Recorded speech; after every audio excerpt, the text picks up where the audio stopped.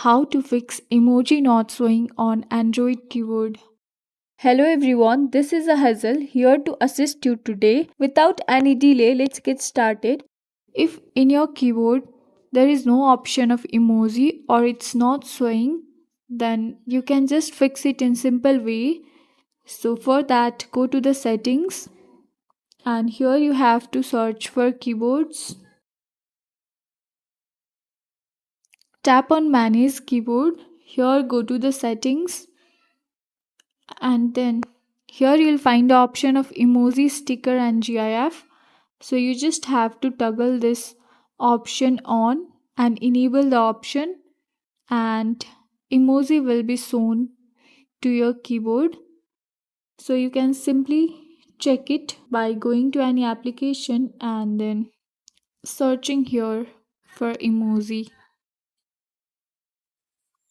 So here as you can see the emojis option are available. Thanks for watching. If you guys enjoyed this video, please like, subscribe and hit the bell for the updates. That's all for now and I'll catch you in the next one.